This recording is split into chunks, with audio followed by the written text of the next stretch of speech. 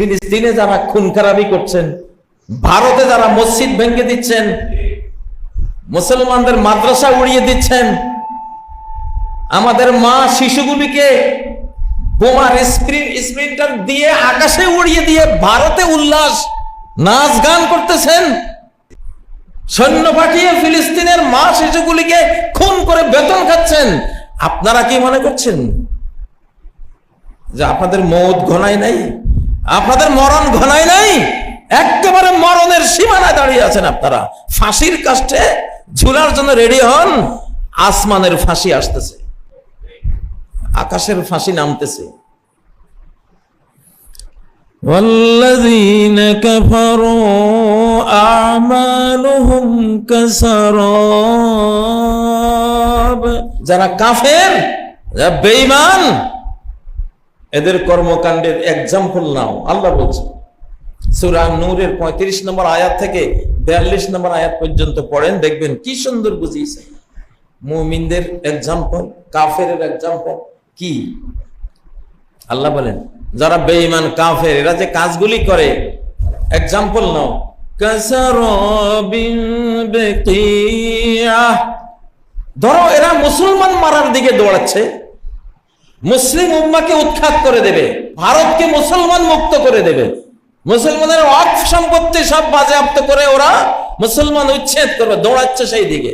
Netanyahu দৌড়াচ্ছে ফিলিস্তিন এখন মুসলমান মুক্ত, গাজা মুসলমান মুক্ত, গ্রেটার ইসরায়েল বানাবে, সেই দিকে দৌড়াচ্ছে। তো নেতানিয়াহুদের গ্রেটার ইসরায়েল তৈরি করার স্বপ্ন, মোদির ভারতকে মুসলমান মুক্ত করার স্বপ্নের এক্সাম্পল কি? কাসারাবিম বিকিয়া। সব কাফেরদের কাজের মতো, তাদের কাজের এক্সাম্পল এটা। কাসারাবিন বিকিয়া, মরুভূমিতে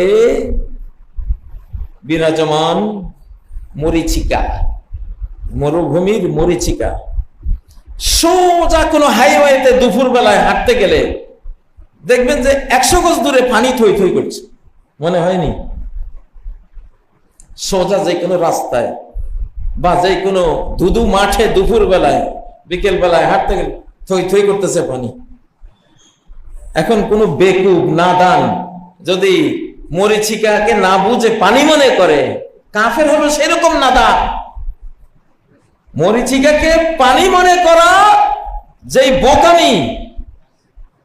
আপনি যতই যাবেন, এখানে দাঁড়িয়েছেন, এখান থেকে 100 গজ দূরে পানি থই থই করতেছে, দৌড়ালেন পানি পান করার জন্য, পিপাসায় ছাতি ফেটে যাচ্ছে। ওইখানে গেলে মনে হবে পানি কি রে, এখানে না পানি ছিল। ওইখানে দাঁড়িয়ে আবার মনে হবে ওই তো সামনে আরো 100 গজ দূরে। আবার ওখানে গেলেন, ওখানে গিয়ে দেখলেন আরে পানি তো ধরা ছোঁয়া যায় না, এটা তো এখানে, আবার 100 গজ দূরে। যাইতেই থাকবেন, যাইতে যাইতে শেষ কি হবে জানেন? حتى إذا جاءه لم يجده شيئا ووجد الله,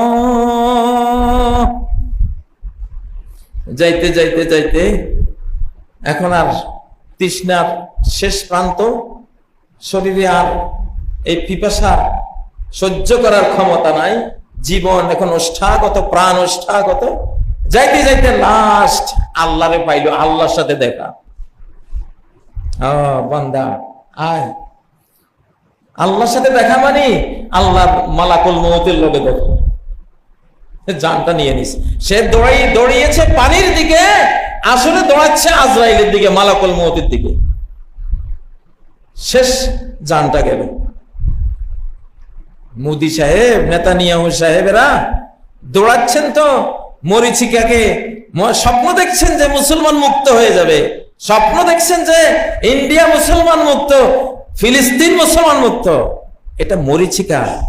দৌড়াতে দৌড়াতে দৌড়াতে লাশ আল্লাহর হাতে ধরা খাবেন। কারণ এটা স্রষ্টার প্রতি বিশ্বাস, স্রষ্টার প্রতি ঈমানের কারণেই মুসলমানদেরকে মারছেন, আর কোনো কারণ নেই। এই যুদ্ধ মূলত স্রষ্টার সাথে যুদ্ধ।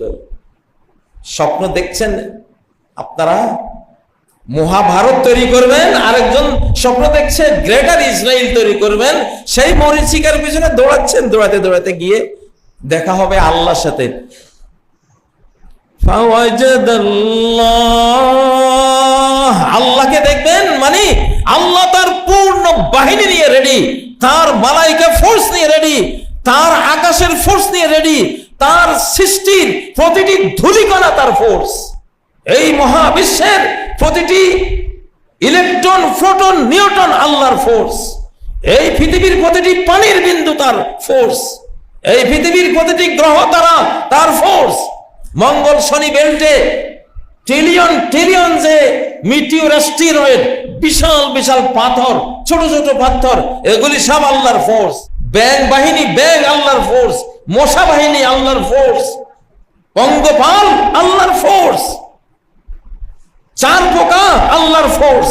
করোনা ভাইরাস আল্লাহর ফোর্স। পৃথিবীর সমস্ত সৃষ্টি আল্লাহর অর্ডার পাওয়ার সাথে সাথে প্রাণঘাতী সৈন্য দলে পরিণত হবে আর আপনাকে মেরে দিবে। আপনারা যারা খুব স্বপ্ন দেখছেন, মরীচিকা দেখছেন, ভাবছেন যে মুসলিম শূন্য করে দেব, আপনারা পৃথিবীটাকে বেঈমান শূন্য করে দেবেন ইনশাআল্লাহ। لا تذر على الأرض من الكافرين ديارا বেঈমানদের এমন একটা লোক আল্লাহ জমিনে রাখে দেন না যে হাঁটাচলা করতে পারে, নড়াচড়া করার মতো একটা বেঈমান রাখেন।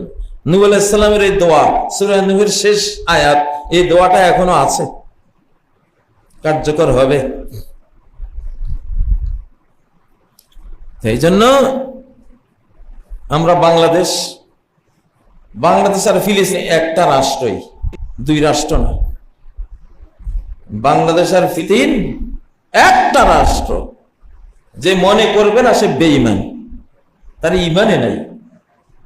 মুসলমানদের ধর্মের বাণী, ধর্মীয় ভাব, ধর্মীয় চেতনা, বিশ্বাস হলো গোটা মুসলিম জাতিটা একটা দেহ, কাজাসাদিন ওয়াহিদ, 250 কোটি মানুষ মিলে একটা বৃহত্তর বডি। এই বডির আমরা এক একটা অঙ্গ প্রত্যঙ্গ, এটা ফরজ।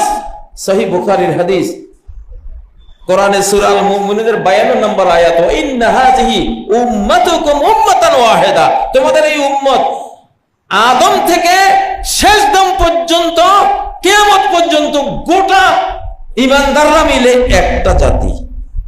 কয়টা জাতি? গোটা ঈমানদারদের দেশ, রাষ্ট্র মিলে কয়টা রাষ্ট্র?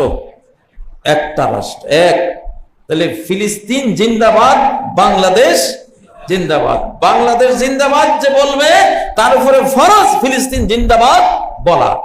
ফিলিস্তিনের শিশু, বাংলাদেশের শিশু, কোনো পার্থক্য নাই। যারা ফিলিস্তিনের শিশু তারা বাংলাদেশেরও শিশু, যারা বাংলাদেশের শিশু তারা ফিলিস্তিনেরও শিশু। বাংলাদেশের শিশুদের ফিলিস্তিনের সেই অধিকার আছে, ফিলিস্তিনের শিশুদের বাংলাদেশে যে অধিকার আছে। ঠেকে গেলে গোটা মুসলিম জাহান আমাদের সবার ঘর বাড়ি,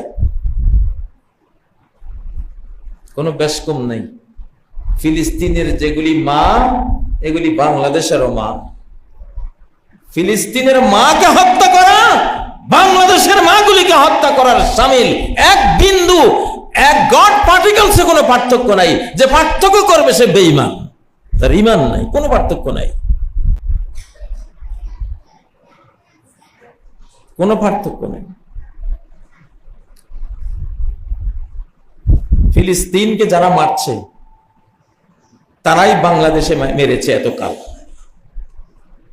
গুম শব্দটা বাংলাদেশে ছিল না, গুমটা ছিল ফিলিস্তিনে, ইসরায়েল গুম করত। সেই গুম হঠাৎ বাংলাদেশে আসলো কিভাবে? ভারত হয়ে আসছে। ফিলিস্তিনে যত বোম পড়ে অধিকাংশ মেড ইন ইন্ডিয়া। ফিলিস্তিনে যে ক্ষেপণাস্ত্র মারে, হাজার হাজার ক্ষেপণাস্ত্র made in India, shell made in India. দেখেন মোদি আর নেতানিয়াহু, ওই দুই খুনি, দুইটা এক, এক চেতনা নিয়ে কাজ করে। ওইখানে খুন করেছে ফিলিস্তিনের শিশুগুলিকে, মাগুলিকে, আর এখানে খুন করেছে আমাদের সন্তানগুলিকে। এখনো খুনের বিশাল পরিকল্পনা নিয়ে বসে আছে। এই বাংলাদেশে যারা ইসরায়েল আর ভারতের পক্ষ নেবে তারা বাংলাদেশের সবচেয়ে বড় শত্রু, সবচেয়ে বড় শত্রু, সবচেয়ে বড় এনিমি তারা এই বাংলাদেশের। এটা ইতিহাস বলে, ভবিষ্যতে বলবে, সামনে প্রমাণ হবে। বললাম